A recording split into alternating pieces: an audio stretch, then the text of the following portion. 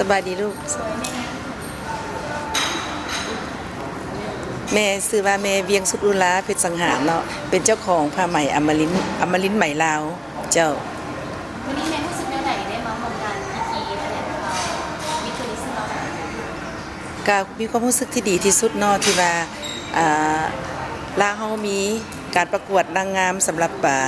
ท่องเที่ยวเนาะอันนี้ก็เป็นอันนึงที่ภูมิใจของมีหญิงลาวและของคนลาวทั้งชาติเนาะแม่ดีใจหลายที่ได้เข้าร่วมในงานตัวนี้เจ้าเห็นว่าปีนี้แม่ก็ได้เห็นสายสะพายให้กับเขาประกวดเจ้าอันนี้ก็เป็นอันนึงที่ยินดีเนาะที่เห็นสายสะพายนี่มันเป็นขั้นเบิ่งไปก็คือธรรมดา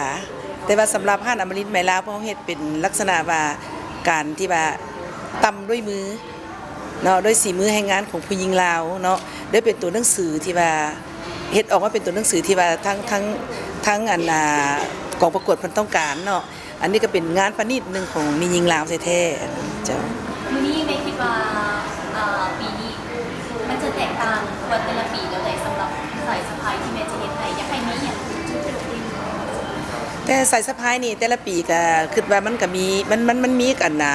แบบของเพิ่นตัวจริงแล้วเพราะเฮาเฮ็ดตามแบบที่เพิ่นต้องการเนาะเพิ่นต้องการแบบจังได๋สีจังได๋และแม่นทางกองประกวดเพิ่นให้พ่อก็ปฏิบัติตามตัวนั้นเนาะแล้วก็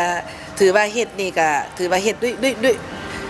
งานประณีตแท้ๆนะอันนี้ก็ทั้งกองประกวดเพิ่นมาอยากแนะนำว่าอยากเฮ็ดแบบนี้พอเฮ็ดให้ฉะนั้นก็ที่ว่ามันพิเศษกว่าทุกปีบ่ทุกปีเฮ็ดแหละก็บ่มีหยังเปลี่ยนแปลงนะเจ้าจะมาเซ็นให้เขากับเขาประกวดเนาะเจ้าโดยนอกจากใส่สะพายแล้วปกติห้านแม่มี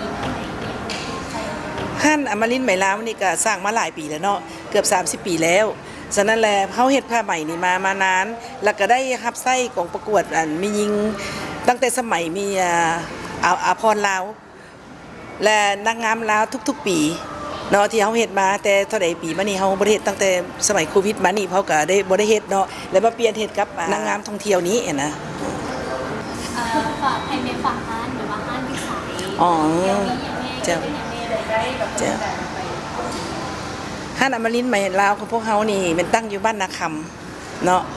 แล้วก็เฮ็ดมานี่พ่อก็ได้สร้างตั้งมานี่ได้30กว่าปีแล้วฉะนั้นคิดว่าคนในนครหลวงเวียงจันทน์หรือว่าอยู่ต่างแขวงต่างๆเพิ่นอาจจะฮู้อมรินทร์หลายแล้วหั่นนะฉะนั้นพวกเฮาก็ยังอยู่บนเก่าบ่ได้ย้ายไปไสสักก็เชิญชวนเมื่อทุกคนที่ว่าส่งเสริมผ้าไหมลาวหั่นเนาะให้เข้าไปเยี่ยมยามอมรินทร์แด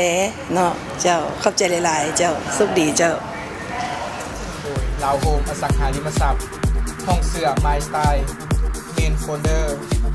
คำเผาสังใดเดอะบาร์เบอร์ลาวมิสเตอร์ลาววีแค่สมสกัดเพื่อสุขภาพ